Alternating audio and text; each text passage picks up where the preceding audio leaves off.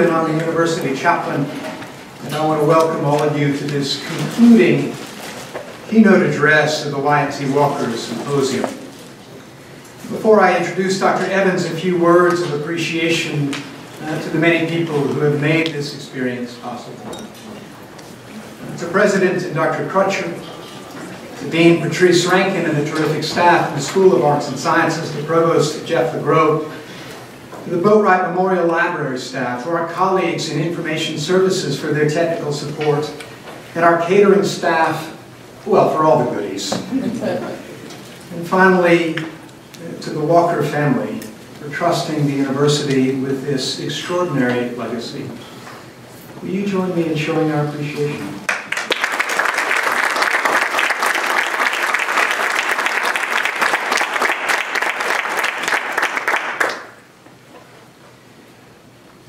Earlier this afternoon, we enjoyed a remarkable panel of scholars and practitioners reflecting on the legacy of Y.T. Walker. And I want to thank Dr. Corey Walker of Virginia Union University, representing that fine institution that reflected so much of Y.T. Walker's life and his legacy. And we're so grateful for the partnership we have with Virginia Union, and we look forward to collaborating on this important project in the years to come. As part of that panel, Dean Rankin gave each of those panelists a book, Stamped from the Beginning by Ibram Kendi. It's received the National Book Awards, and the good news is that Ibram Kendi will be with us as part of this same series in the spring. And now, the Reverend Dr. Joseph Evans is the Dean of Morehouse School of Religion and Associate Professor of Homiletics at the Interdenominational Theological Seminary in Atlanta. Until recently, he was Senior Pastor of Mount Carmel Baptist Church in Washington, D.C., where he also served as adjunct instructor of homiletics at Howard University Divinity School and Wesley Theological Seminary. For my Spider friends who may be not as attuned to theological language, homiletics means the study of preaching, or the arts of preaching. New word. Only for some. Dr. Evans is the author of Lifting the Veil Over Eurocentrism, the Du Boisian Hermeneutic of Double Consciousness, and the recently released Reconciliation and Reparation, Preaching Economic Justice in the African American Church. And perhaps some of you had an opportunity to pick up one of those books in the back before the evening keynote began. He holds an MDiv and a PhD from the Southern Baptist Theological Seminary and is an inductee into the Morehouse College Martin Luther King Jr. College of Preachers. Significant for this evening, Dr. Evans played an instrumental role in bringing the Y.T. Walker collection to the University of Richmond. And thus it is a great honor to welcome such a distinguished preacher, teacher, and leader in the tradition of Y.T. Walker, and a key steward of this remarkable legacy, to give this evening's address. Dr. Evans, thank you for being with us, and welcome back to the University of Richmond.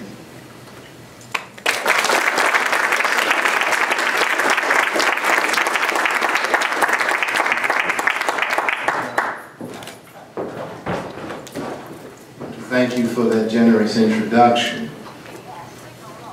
President Crutcher, Dr. Crutcher, distinguished faculty, staff, students, to the Walker family, to others who are here this evening. It's a privilege to stand before you. I want to talk tonight, and you would anticipate the preacher to give you a title. But I want to talk about the social protest, living metaphor, a riddle, and the birth of the coup. In 1960, a young, intellectually gifted man with a thin frame emerged into the consciousness of the American mainstream. Imagine an organized liberation march that started from a Baptist church located at 209 Perry Street in Petersburg, Virginia, and ending at a library located on 137 Sycamore Street. According to Taylor Branch and Raymond Andersalt, Reverend Wyatt T. Walker, alongside a few students, preachers, and other citizens, including his wife, Teresa Ann, his daughter, Patrice, and son, Wyatt Jr., came to make an attempt to borrow a book from the library's whites-only section. Walker was then the pastor of Gilfield Baptist Church, president of the local National Association of Advancement of Colored People, or the NAACP, the Congress of Racial Equality, or CORE, and founder of the Petersburg Improvement Association. Walker's public demonstration was nothing less than an example of how a living metaphor functions in real time and space. It's the employment of a living metaphor that explains the impact of Walker's deliberate resistance to white supremacy and how he strategically began a campaign to demythologize white mythology and deconstruct hegemonic power. What follows is how Walker's human protest personifies a living metaphor and answers a riddle and the birth of the coup. In addition to Walker's 1960 living metaphor, we are made aware of another living metaphor in a riddle. The Colossus and Other Poems was published. The book of poems is a work of Sylvia Plath, an emergent representative of the literary and cultural avant-garde. One of her poems, Metaphors, strikes me as apropos for this public address, and here's how it reads. She writes, I am a riddle in 9 syllables, an elephant in a ponderous house, a melon strolling on 2 tendrils, old red fruit, ivory fine timbers, the loaf's big with its yeasting rising, money's new minute in this fat purse. I'm a means, a stage, a cow, and a calf. I've eaten a bag of green apples, boarded a train, and there's no getting on. We notice what appear to be the poem's striking but dissimilar images. We remember that, quote, I'm a riddle in 9 syllables, is the first line of the poem. If you read the poem a second, a third, and then multiple times, finally you will discover that indeed what emerges is a hidden organization of meaning. Each line is 9 syllables, as indicated by the first line. Each line is also the number of letters in the answer. Indeed, what is the answer? On Colossus' cover there is an image of a young woman, presumably Sylvia Plath, sitting in a field. She's dressed in a cardigan sweater with perhaps another sweater that is draped carefully over her shoulders. She's thin, her legs are crossed. She wears dark-colored pants. Supposedly, the famous photograph was a clue to the poem's riddle. Remember, the first line of Metaphors, I'm a riddle in 9 syllables. When we discover, what we discover is that the poem is a metaphor for current times, her current times. The poem is a riddle that adroitly reveals that Sylvia Plath is pregnant with the first of her 2 children. In short, Plath means that she's a living metaphor with another living metaphor inside her body. A literal and symbolic pregnancy signifies that change is inevitable, and inevitably change cannot be stopped. Plath's metaphor points toward 2 dissimilarities: birth of human life and birth of ideas, and in this instance, the birth of cultural paradigm shifts. Here, a pregnant woman's body changes over a course of a normal pregnancy of 9 months to accommodate and assist who is to be birthed. Over the same course of time, the unborn child changes too. Its body forms inside the womb and continues to grow and change. While in the womb, the child is learning what it means to be human and think while she is, or he is, concealed inside the womb. What is important here? Pregnancy is the evolution of life, and it's a phenomenon. It's the birth. It's the birth of a person, the birth of a new generation. the birth of new ideas, and the birth of cultural movements that define our common bond, which is that we are human. Platt's metaphor is inventive, and she demonstrates how living metaphor functions. Paul Ricoeur reinforces my claim, quote, living metaphors are metaphors of inventions within which the response to discordance in a sentence is a new extension of meaning, end quote. He goes on to say something that I consider to be significant. Quote, there are no live metaphors in a dictionary. Living metaphors then are a symbol of something that lives. This characterizes human life and human events like that of White Walker's protest demonstration. It is his human protest that further explains that life may be understood by way of metaphor. Metaphor tells something new about reality. Ricoeur's definition provides living, evolving space that avoids the canon in an academic and political institutional spheres.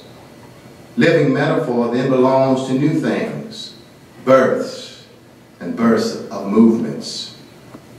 Like Sylvia Plath, Miles Davis's Birth of the Cool was a living metaphor recorded on vinyl. Davis brought together avant-garde instrumentation and arrangements that signified the end of bebop jazz.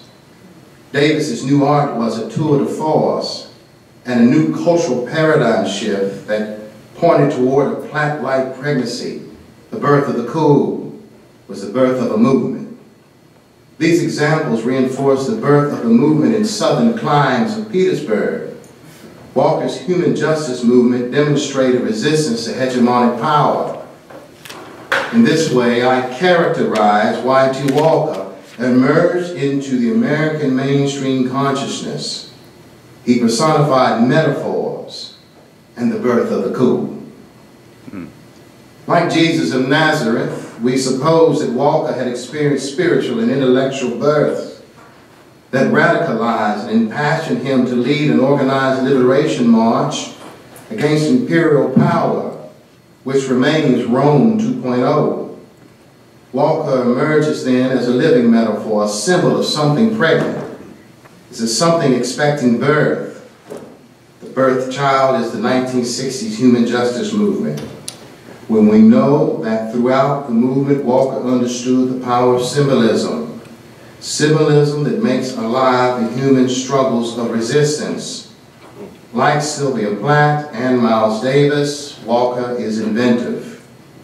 This explains why he organized public spectacles. Walker's spectacles pointed resistors and critics toward truth that once was hidden underneath the context of meaning. This is Walker's living metaphor that emerges at 137 Sycamore Street. We remember that Walker sought to borrow Douglas Southall Freeman's first biographical volume of the American South's most beloved hero, Robert E. Lee. Of course, Freeman's book is entitled R.E. Lee, A Biography. Why borrow a book on R.E. Lee? For Walker, R.E. Lee became a trope that represented white mythology. Walker's objective then was to demythologize Robert E. Lee in order to demythologize white mythology. This rhetorical action provided space to deconstruct white supremacy and imperial power. Thus, Y.T. Walker strategically requested Freeman's R.E. Lee to dramatize the fault line that was invested into ill-fated power of white mythology and supremacy. Walker maintained throughout his public ministry and career that he believed that Lee would have been hanged for treason and should have been hanged for treason. Quote, if John Brown was guilty, Walker often said, Lee was guilty, end quote. On the other hand, if Lee was treasonous, Lee is not to be considered as the epitome of the Southern cause, and neither Lee is to be considered the epitome of white Southern norms. If Lee was these things, then white Southern norms remain treasonous. It is important here to reintroduce Sylvia Plath and Miles Davis. These two artists and cultural zeitgeist employing living metaphors to signify the rapid speed and rate of change associated with the human interest in maturation. In contrast, Walker's view of R.A. Lee's Plath's metaphors, Davis's birth of the cocoon, point toward the birth of a new consciousness. Again, in contrast, Walker's new consciousness makes white mythology appear to be an anachronism, a cultural worldview that looks backward. What is more, white mythology is not pregnant. It's not something that is expected. It's not something that is gazing forward. Like Platt and Davis, I make a similar claim about Walker.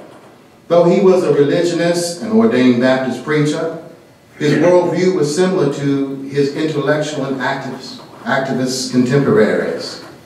He too was aware of the spirit of the age that belongs to the zeitgeist, and comparatively, Walker represented the same birth of a new cultural consciousness. What is more, the new cultural consciousness was consistent with his religious worldview, worldview that was grounded in the personality of Jesus of Nazareth. Walker employs living metaphor as a catalytic way to explain that here, pregnancy has birthed a new cultural paradigm. In addition, I assert that Walker is a part of a living metaphor. He's leading a human justice movement. At the same time, Walker is the movement. Walker is the personification of the birth of the cool. There's more, however, to Walker's request to borrow Freeman's R.A. Lee. In order to peel back layers of meaning, we turn toward multiples of meaning, more often understood as double meaning. As Paul Ricoeur points out, the advantage of taking up the problem of double meaning in terms of metaphors rather than symbols is twofold. First, metaphor has been the object of long and detailed study by rhetoricians. And second, the renewal of this investigation by semantics, which takes up structural problems left unresolved by rhetoric, end quote. In brief, then, double meaning is difficult to locate without determining the role that semantics play in double meaning. More of a close reading is necessary to understand that the role that structure has, and perhaps that's in its syntax. This indicates that double meaning must be understood in a specific context, i.e. literature, rhetoric, hermeneutics, history, political, theological, and, as the chaplain said, homiletic context. In this specific context, Walker's request of Freeman's R.A. Lee is to draw comparisons with then and now, the 1860s with the 1960s, and take notice of the rapid pace of speed and change. Here, Walker's inventive and rightly employs living metaphor. What is more, Walker's Petersburg activities point toward Jacques Derrida's deconstruction of white supremacist hegemony. Derrida, an Algerian Jew, was suspicious of symbols that reinforced hegemonic power, and in a similar way, let us remember that Walker believed that Lee was treasonous to his country. If Lee was treasonous but celebrated as the epitome of the white Southern norms, and Robert A. Lee is the symbol of a belligerent white mythology and hegemony. Equally important, Robert E. Lee's survival as white mythology lives at the taproot of Southern nationalism, which is another expression of Confederate nationalism. Keith Dixon, a brilliant historian of Southern history, explains this observation, and I quote, "At the heart of modern Southern history in the white Southern identity originally formed from Confederate nationalism and fully developed between 1880 and 1920, end quote. Walker, however, knew that Lee's mythology endures the final significant battle of the Civil War, known as the Battle of the Cradle. But Walker also knew that Lee lost the final significant battle in Petersburg. This provides a historical context necessary so that we may fully appreciate Walker's demonstration against Robert E. Lee. If the historical Lee can be demystified, so can white mythology. To demystify Lee would prove that he was not invincible. This is at the taproot of the demythologization process of white mythology. A destructible and flawed Robert E. Lee begins the deconstruction process of white supremacy and hegemonic power and authority over institutional spheres and the like. By emphasizing Lee's surrender, further demonstrated that Lee, who some have considered the greatest military strategist and tactician, was found wanting. Of late, however, many historians, including James M. McPherson, believes that Grant was the better strategist and tactician. What is not debatable, Grant's Army of the Potomac forced Lee's Army of Northern Virginia to withdraw from Spotsylvania to impede Grant's path toward the vulnerable Confederate capital located in Richmond. Grant then forced Lee's movement south to west diagonally to outpace Grant to Richmond. Indeed, Lee was successful and forced Grant to bypass Richmond and muster in the outer skirts of Petersburg. What occurred next is told by a previously mentioned historian, Keith Dickerson. He writes, in June, General-in-Chief of the Union Armies, Ulysses S. Grant, attempted to flank Lee's defensive line around Richmond from the southeast and force the Confederates to abandon the capital.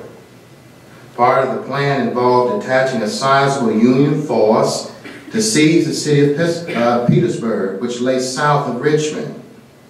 The capture of Petersburg would sever Lee's main supply line and force him to abandon both Richmond and a strong defensive position he had chosen north of the capital.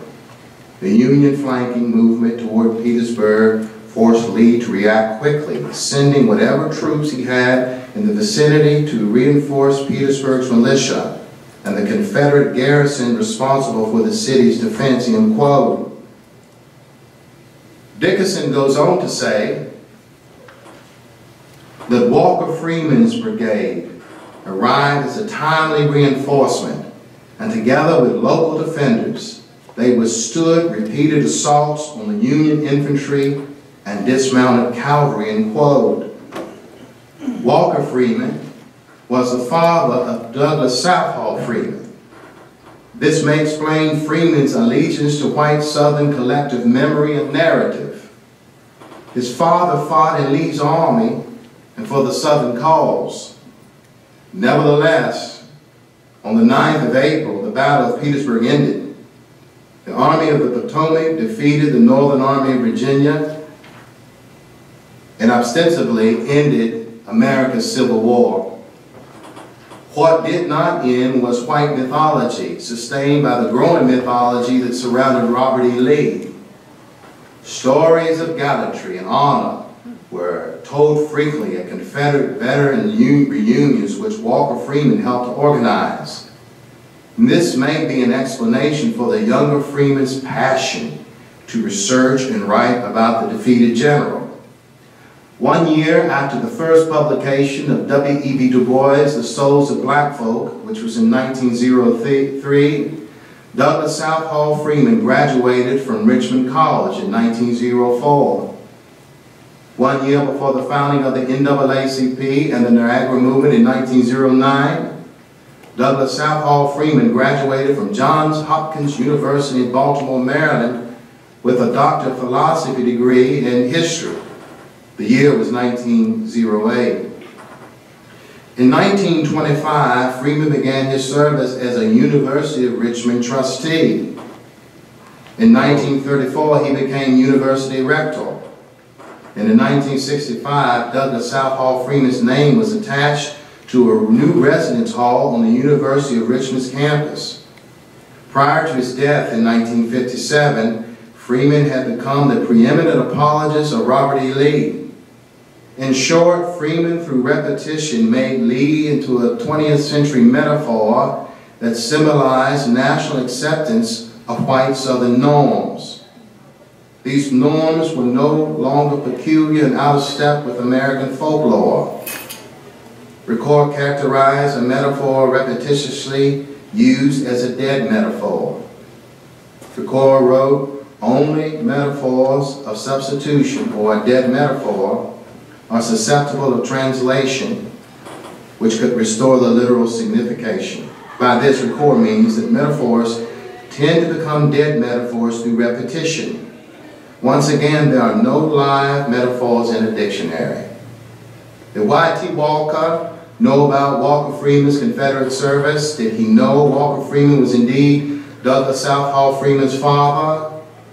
What is certain, Y.T. Walker knew that Douglas Southall Freeman became perhaps the preeminent apologist for Robert E. Lee and the Southern collective memory, narrative, and identity. Dickinson argues that, quote, "the larger meaning," and parenthetically I include Walker Freeman, and thousands of other veterans recognized and acknowledged, was Southern identity was based on Confederate nationalism. Whoa. I conclude by suggesting that Y.T. Walker's Petersburg resistance demonstration became a model for the 1960s human justice movement in all its facets and evolutions. In addition, Walker's action is the personification of a living metaphor. His use of metaphor provides rhetorical space so that we may understand that a living metaphor is pointed toward. That is, the movement was successful in large part because it pointed toward justice. Justice here is defined as closing the income and wealth gap. What is more, Walker's strategy was to demythologize white mythology and deconstruct hegemonic power constructs. Whether ironic, a riddle, a paradox, or providence, Y.T. Walker's request for Douglas Southall Freeman's R.A. Lee results in direct and indirect implications that cannot continue unnoticed. It forces all to reconsider white mythology surrounding Lee, the epitome of the Southern cause, and white Southern collective memory, narrative identity that ensues. What follows is careful consideration for how we search for a corrective to episodes such as the ill-fated Charlottesville tragedy. The tragedy took place in the heart of the elite South, namely the Commonwealth of Virginia. The Charlottesville tragedy, however, is not a living metaphor. Instead, it is a dead metaphor because it looks backward. It's an anachronism. It's repetitious and rehearsed. It's a defense of a flawed and ill-fated fault line. It highlights reasons that monuments to men and their causes must be critiqued and re-examined, as was the case in the city of New Orleans. On the other hand, the Black Lives Matter movement is a living metaphor. Its presence on the American social pages of history are not written as of yet, and therefore it cannot be characterized by canonical examples of comparisons per se. It is not in a dictionary, nor should its misrepresentation be in eulogies. The University of Richmond, however, has taken immense steps in correcting inner errors that have impeded our intentional efforts to move onward and what we should do collectively henceforth. You've made a dramatic statement, as few institutions can. Your credibility is nearly unmatched in and by other Southern universities. You can boast. You are the elite University of Richmond. You are the catalysts and the midwives who've helped to birth new consciousness. In a strange way, the University of Richmond is a new and living metaphor that easily identifiable because of your social and Southern social location and recent appointments. You are located in the former capital of the Confederacy. It is your living metaphor, our living metaphor, that we are now engaged. It is a Platt, Davis, and Walker-like living metaphor that begins the human corrective. And we will not find our living metaphor in a dictionary. It's the birth of the coup. Thank you.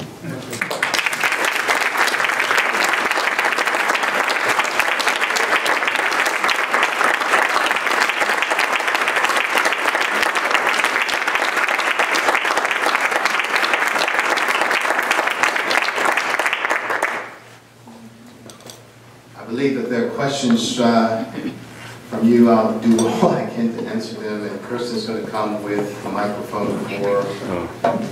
Good evening. I enjoyed the speech. My question is this, and help me put it in perspective. What is the real meaning of Dr. Walker's papers on this campus today? I'm glad you asked that question. I don't know if it was 4 years ago, maybe longer, I engaged in an application to come to the University of Richmond for the Institute of Philanthropy. And I'll digress a moment in answering your question. When my wife and I were walking on campus, we saw 4 or 5 young people of African descent walking together. And I was teasing them. I asked them where their books were. And they told me all their books were in their book bags. And indeed, we pushed their book bags. They were full of books. And they were off to go to study. And I explained to them in 1979, when I graduated from high school, there were some schools that I was interested in going to. I knew the University of Richmond, for example, because at that time it was clearly affiliated with the Baptist denominations here in Virginia, and ultimately a national body. But there was no way I could come to school at the University of Richmond. That would have been impossible because I am an African-American male. There were very few African-Americans on campus at that time. I came here to the Institute of Philanthropy, and I think it was over 3 years, I believe. I can't remember yesterday because I'm just in that place now. But what I do know is that I saw all 4 seasons. Winter, summer, fall, spring. And I kept noticing that the campus was different than I remember. And I just kept watching. Meanwhile, Dr. Walker and I were having conversations about where he would perhaps entrust an institution with his papers. And what we do know is several institutions wanted his papers. Some of which, as I recall, I can tell you, I know Stanford wanted them. I know that Yale wanted them. I know that Harvard wanted them. I know that West Virginia University wanted them. And there were a host of others. I mean, you know, just the tall steeple institutions. But Dr. Walker did not want his work to leave Virginia. And so I said to Dr. Walker, just sort of like, I said, well, Dr. Walker, have you considered the University of Richmond? I've been going to the University of Richmond on a regular basis, and that's not the institution it was when I was a young man. And Dr. Walker said they would never want my papers. And so the second phase of how it happened was I talked to Kathy Lang because I was, you know, in the Institute of Philanthropy, and I told Kathy, I said, Kathy, you won't believe this, but I think if you all make an effort, you may will actually get Dr. Y.T. Walker's papers. I said, I think you need to get to the president and find out. So she did. At the time, it was Dr. Ayers. I had some confidence in Dr. Ayers because even though he was a Southern historian, I had heard him speak on numerous occasions. And I felt that there was something different about his interpretation of Southern history. And therefore, and by the way, I have an undergraduate degree in Southern history, so I kind of knew this stuff. And so I knew what I was listening to when I was hearing him speak. And so anyway, I asked Kathy to perhaps get some kind of message to Dr. Ayers, and his response is any historian with intellectual curiosity when he heard that Dr. Walker's papers and Dr. Walker was here in Virginia, his first response is, he will never let us have them. And so at that point I knew that there was a possibility that Dr. Walker and the Walker family may permit the University of Richmond to have his papers. And what a blow to strike for civil rights. Here we start with an institution that I just explained that Douglas Southall Freeman was who he was. Yeah. Douglas Southall Freeman has a hall here on campus. I remember passing a time or two. And Boatwright was the mentor to Douglas Southall Freeman. In fact, they remain lifelong friends. And so ensuing conversations, and then Dr. Ayers felt that because Dr. Crutcher had been named his successor, that it would be appropriate that Dr. Crutcher, who is a son of the civil rights struggle, he comes from one of the most prominent churches in Cincinnati, and one of the founders of my own denomination, the Progressive National Baptist Convention, which is the home of Dr. King and Dr. Walker and others, and felt that it would be a fit. And Dr. Crutcher took it to Linda Kuchurik. Linda Kuchurik, who is the archivist here on campus, who has made all this happen. And one thing led to another, and I have to believe it's providential. That a civil rights struggle, and I believe it's the birth of the coup. And the meaning of the coup. Lord have mercy. History in the making. This will be the first keynote address that I've given that nobody asked me what. I was either really clear or really clear. I can ask one.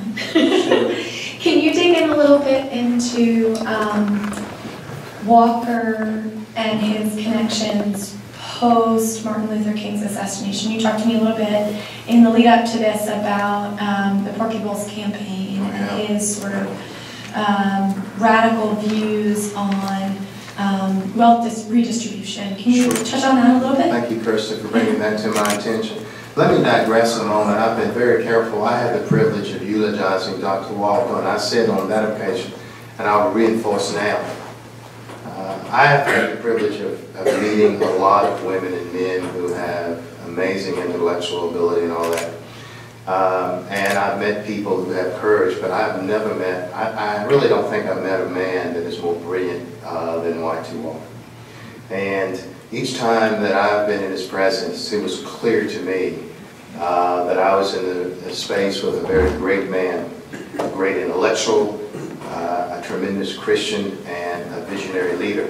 And I still cannot believe to this day, and my wife and I talk about it, that he actually took to me and pulled me in and basically put his hand on me because he didn't feel that my ideas were so radical at all. I think he felt that I should continue my ideas because really I'm continuing ideas that are his ideas in truth. Dr. Walker wrote in, I think, 1952. He had just graduated Virginia Union, and I read in one of his papers that, in fact, I read it, and it will be in this collection somewhere. I read it sitting at Mrs. Walker's dining room table. And Dr. Walker in 1952 already had a very mature theological motif, as we would call it in our business, which simply means that he had permanent theological claims in 1952.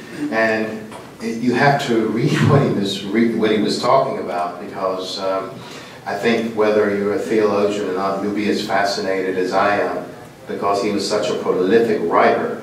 But the prolific writing only mirrors the prolific mind that produced it. And the zeitgeist and the birth of the cool, I use those terms intentionally to demonstrate how far ahead of his time he was. He knew as early as 1952, and there may be others that knew it prior, I don't know. But as early as 1952, Dr. Walker was already writing that civil rights, as we understand it, would move toward human rights. So he wanted to get out of civil rights at some point and talk about human rights. But Dr. Walker understood that unless there was economic justice, as he defined as reparations, as reconciliation, which is part of some of the things I wrote, I find that remarkable. And so the 1955 Montgomery movement, bus boycott, was the first opportunity for the emerging birth of the coup to see that the economic power of breaking economic power of hegemonic people was probably the solution. And so from 1955, it took them about, let's say it this way, the 1955 Montgomery March probably resulted in the 1957 Civil Rights Bill. And by 1960, in Atlanta, on the campus where I teach, there were some students that organized the first Atlanta movement. Spelman students, and Morehouse students, and Clark Atlanta students, and Morris Brown students. They actually went to their presidents, and the president said, "We want you to go over to the seminary and talk to the president of the Interdenominational Theological Center." And so all of the black institutional spheres helped them organize to march downtown.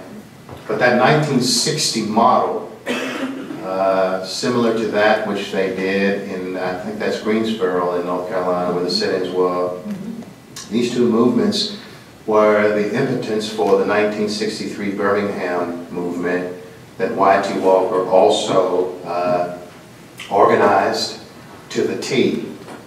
And after breaking Bull Connor's back in 1963, that led to Dr. Walker and others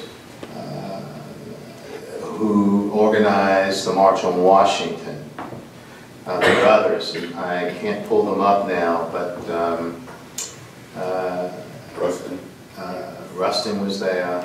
But the person I really want to talk about before I do that is the current delegate, Eleanor Holmes, Norton, Sandy Ray, and Marion Wright. Marion Wright was very instrumental in the 1963 March on Washington. But Wyatt was the architect. And so after the 1963 March on Washington, it forced the 1964 Civil Rights Bill. By then, Dr. Walker was taking a step back from the movement because he had a young family, and his young family was constantly under tyranny from white supremacists who were either going to try to scare them to death, or frankly, we don't know, may have killed them. They tried to kill him one time, and they gassed. What was the name of the hotel that they bombed? It was the Gaston Hotel, where Mrs. Walker and her children were subjugated to bombing. They tried to kill him that night, and Dr. Walker, being a man of emotion and of honor, when he got to the space and the police officers behaved as though, you know, he shouldn't be upset about it, they got into a little tussle. And I would like to think I would have done the same thing. And so the pressure was mounting on his family. As a result of that, he did not step out of the movement. He stepped out of being the president of the SCLC and the chief organizer, but he continued to help Dr. King throughout Dr. King's career. So 1964, 1965, the Edmund Pettus Bridge. Yes. And that forced the 1965 Voter Rights Act. After the Voting Rights Act, having civil rights and voting rights, Dr. Walker, Dr. King, Abernathy, Young, Dorothy Cotton, who was a genius of one of the unsung heroes and geniuses of the movement that Dr. Walker talked about all the time. They began to now look toward the Poor People's Campaign. The Poor People's Campaign was to bring together blacks and poor whites and demythologize racism and place it on class. And so the movement was to have its penultimate in the Poor People's Campaign. In 1967, Dr. King began to write Where Do We Go From Here? Chaos or Community. And in that book, there are two things that stand out. But first, Dr. King asked for full employment and/or guaranteed income, which means the redistribution of wealth. By the way, Wyatt Walker had pushed him from the very beginning to go toward this redistribution. Dr. Walker had already come to the conclusion that that was the inevitable conclusion, that unless you have parity in wealth and income, you will never have justice. And so that was the main method. So in 1968, the Poor People's Campaign was to take place. Dr. King was asked to come to Memphis by a Methodist preacher named Bob Lawson.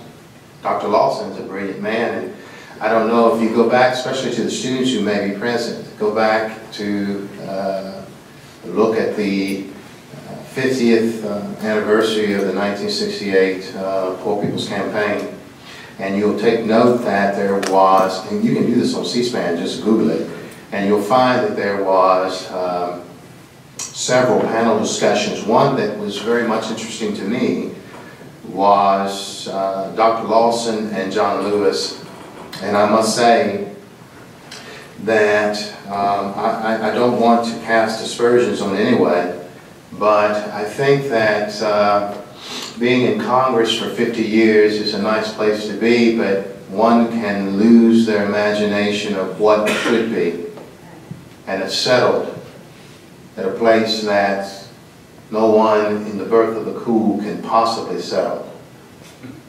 And Lawson has not settled.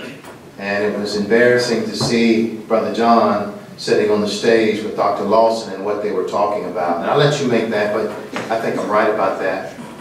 But anyway, in 1968, Dr. King goes to Memphis because the sanitation workers, some of whom were sitting on the back of a sanitation truck, they weren't allowed to come in and out of a thunder and lightning storm because of whites-only places. And so they were forced to go and try to get out of the storm, literally inside of a sanitation truck, and lightning struck the lever on the truck, and these men were crushed because of the color of their skin. God Almighty. And so Dr. King was compelled to go to Memphis, and where he met his demise. I think his finest hour was the night before when he preached in the Masonic Temple. They call it the Mountaintop Sermon, and it is a brilliant sermon. And I urge you to hear it. The next day, he was shot on the Memphis balcony. I'm not trying to push my book, but Dr. Walker gave me his... Dr. Walker was writing a manuscript on The King of Love, My Years with Martin Luther King, which I think would have been the most authentic book on King that anyone could write. And Dr. Walker did not finish the book because it was still, after all of those years, it was just too emotional for him to write about his best friend. And let me just be on record, a lot of folks have said a lot of things over the years, and I won't mention any names, but no one was closer to Dr. King than Wyatt T. Walker. Anything you have ever heard about Martin King, if Dr. Walker didn't sign off on it, you can be sure it wasn't true. If he signed off on it, it was true. Abernathy? Closer than Abernathy. And I don't want to get into what I think you're... No, I was into that. Yeah. Because I just had one other question. Okay. But when I was visiting Dr. Walker on occasion, Dr. Walker always did this. Dr. Walker would hand me something to read, and I would hand him something to read. And Dr. Walker would take whatever I had written, and he would sit there, and he could read really fast. He could take it, and he could just do it, and he's just like a computer, and he was just like in just taking all the information. It was amazing. And one day he handed me a piece of literature to read, and I looked at it, and it was his manuscript that he did not finish on The King of Love. And I think, Patrice, if I'm right, maybe I'm the only person that has read it since, maybe you. I think The university has it now? Oh, good. I had the copy of it, and I took it, and I read it, and I wept. And I've read all of his books, and Dr. Walker has what we would call, through Hugh Blair would call Dr. Walker's writing style a neat writing style. It's very concise. He doesn't use, flowery words. It's precision, purity, and propriety of words.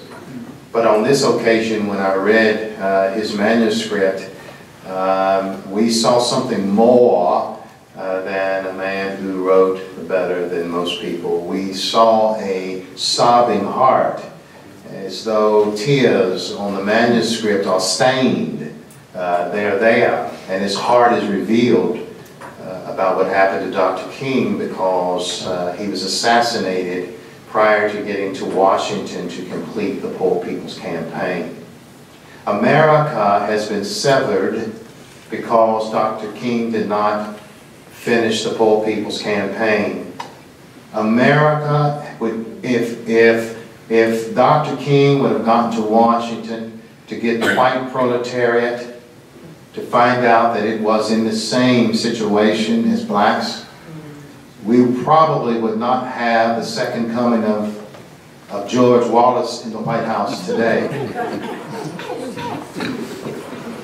Sir, now, did someone else have a question? I did. I just had one. I just want to talk about the housing.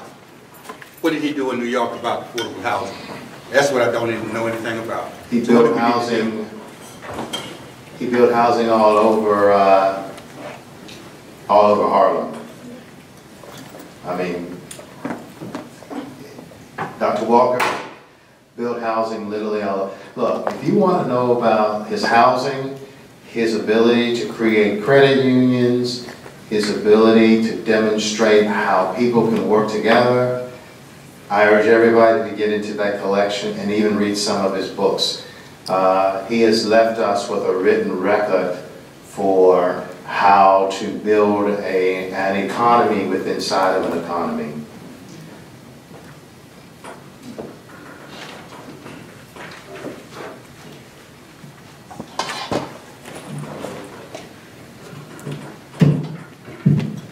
So Jeff LaGrow, I'm the provost here, and just want to say thank you for helping bring the YT Walker papers here.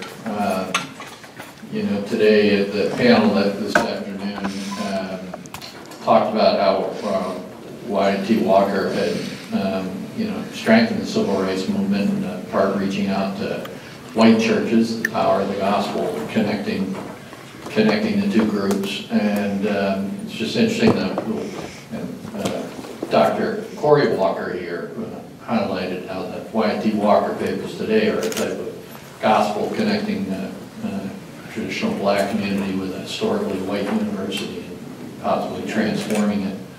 You know this place. What would that transformation look like? 15 years from now, if you walk campus, what would tell you there's been transformation? Well, let me first say that, as I tried to say in my address, that the university has made a very important step in its first African-American president. I don't know any major Southern university, to my knowledge, that has made that kind of investment in the future. As you all know, that part of the racial unrest in the United States now is xenophobic.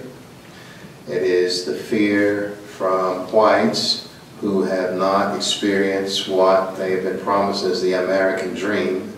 I digress, for example, in the United States in 1917, 1919, in the riots of St. Louis and Detroit, were economic riots where blacks in the Great Migration came from the South and were working in industry.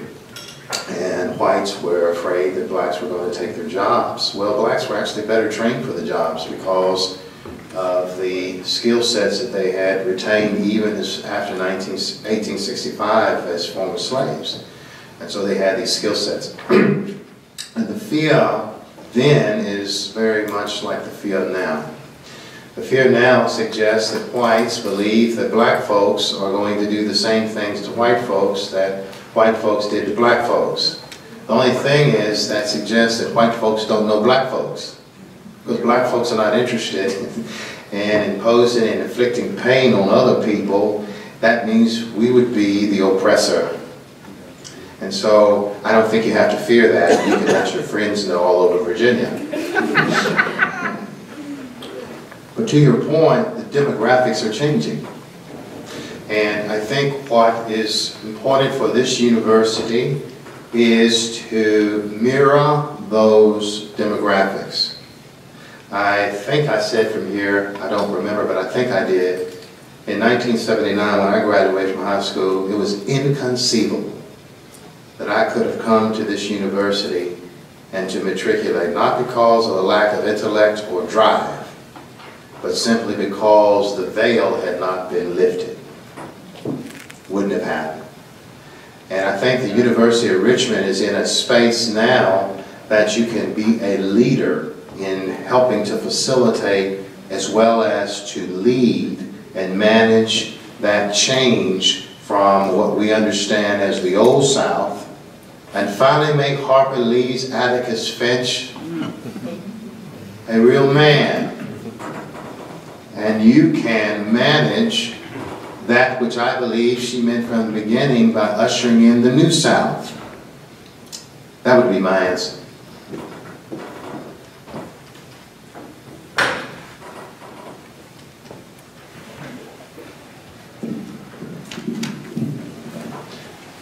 Kevin Donald, I teach in the chemistry department here. You mentioned that the demographics are changing, and that is true, and I think some disciplines are reflecting that, but maybe not the sciences.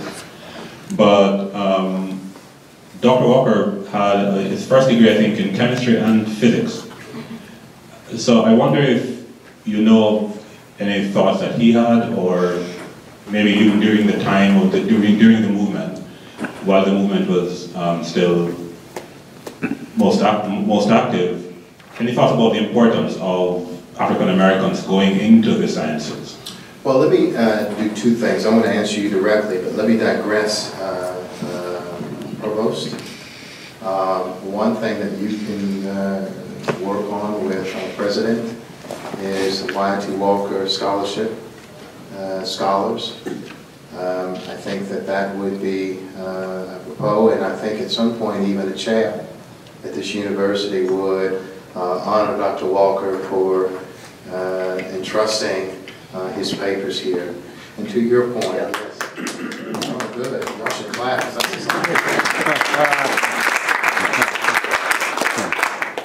And I'll be willing to help raise money. To your point, sir, first of all, I did not cover in this paper. You can't cover everything. Dr. Walker moved his civil rights movement in the United States, and at some stage in his life realized that people of African descent in America could not break the back of hegemonic power constructs, that it had to be a Pan-African movement. In order to confront colonialism and post-colonialism is not only to decolonize, but also to decolonize the mind. And some would even call it a trans-African movement, because we didn't talk about that. Dr. Walker was the head of a movement like that. To his chemistry and to his physics, and I would argue that at a liberal arts university, there's still room for STEM, right? And there are a lot of young people who would be interested in studying in those fields. But more importantly, you know what? Philosophically, because I'm a theologian, so I have to get out of the chemistry. I barely got out of it. I was telling someone the other day, they were asking me something about Christian faith, and I told them, I can give you one. I had a biology exam. That's not chemistry, but I had a biology exam. And I didn't study properly, and I knew it. you know, I don't make excuses. I didn't manage my time right. I knew I was a goner.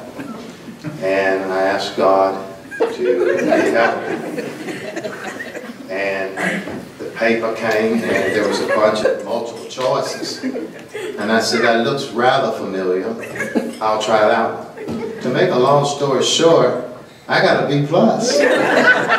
And remember the professor gave it back and I said, I can't believe this. And the professor said, thank Jesus and keep moving.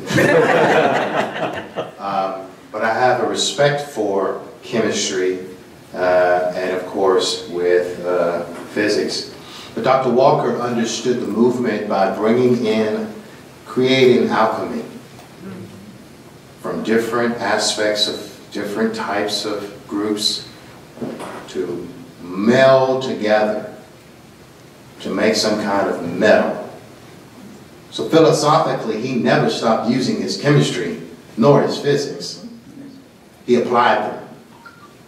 And I would think that maybe there would be room here. I mean, you have the right president at the right time, you have the right provost, you have the right birth of the coup here at the University of Richmond, that you can literally do anything if you put the right folks in the right space and utilize the intellectual capital you have.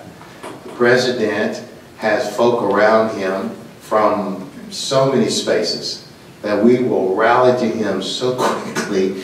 If he asks us to do it, we will do it. And why don't we put chemistry and physics on the table? Time for one more, ma'am?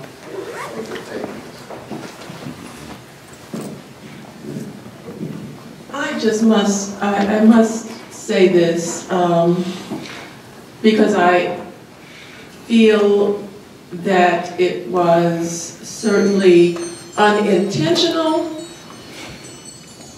but it must be said.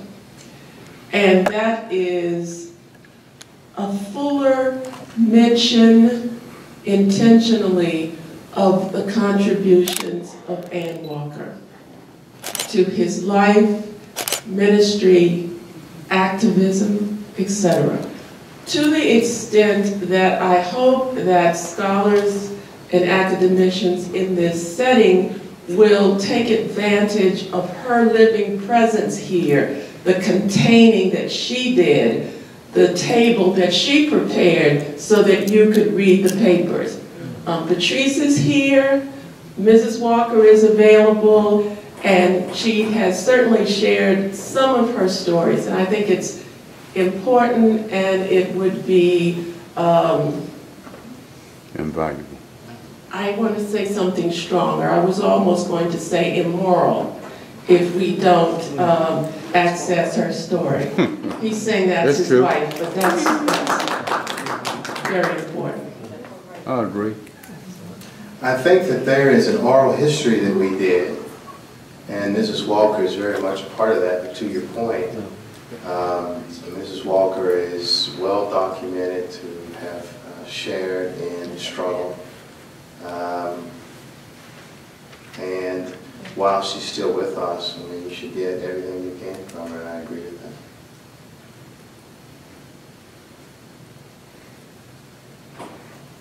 All right. We thank him.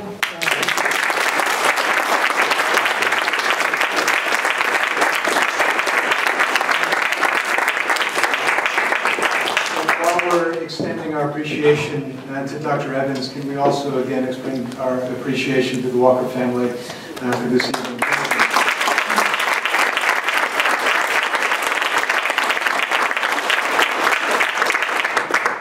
This Y.T. Walker Symposium is actually the first in a broader series of conversations that Dean Rankin is leading through the School of Arts and Sciences. That series is called Contested Spaces, Race, Nation, and Conflict. And you can find more information about that series throughout the year on the Arts and Sciences website. There's a little bit more food and drink in the back. The papers and other memorabilia from the Walker collection, some of that is here at the back. Perhaps there's somebody here that you haven't yet met, and maybe it's an opportunity to say hello to somebody that you don't know yet. Maybe we could do that this evening.